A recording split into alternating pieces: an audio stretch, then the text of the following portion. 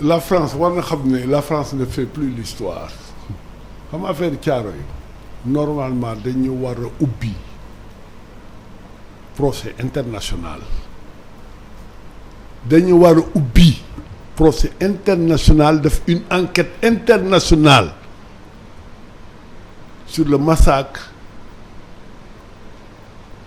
des tirailleurs sénégalais dans le camp de Thiaroye et toutes les discriminations qu'il y a eu dans l'armée française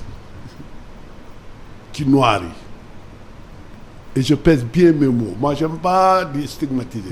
mais c'est très clair c'est pas à la France de dire que 6 lañu qui sont morts pour la France c'est la 6 yooyu pour ñu reconnaître la il a fallu un combat. Ils ont été assassinés par la France c'est différent quand on dit tu es mort pour ton pays c'est quand tu tombes sur le champ de bataille mais ici on t'a assassiné sur la base de la revendication sa loo moom ñu lay nax waa da ngeen di xaar ba dem fële ñu jox leen ñu ñëw foofu déedéet da ngeen di xaar ba yegg fii déedéet da ngeen di xaar ba dem fële c'est pas à lui parce que ñoom ils ont peur jusqu'à présent de reconnaître attention parce que sous De Gaulle là bon c'était presque la libération 44 c'était presque la libération c'est 39-45 oui donc c'est l'État français de toutes les façons dafa am ce qu'on appelle la continuité de l'État qui sont responsables lui il veut pas le reconnaître c'est puis minimiser ko mais daf nu yàpp 6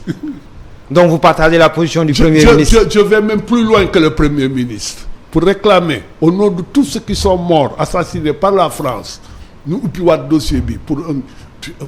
clarifier même le nombre qui pose problème une enquête internationale man Mamadou Wane Di Mao je vais plus loin que le Premier ministre Ousmane Sonko pour réclamer l'ouverture d'une enquête internationale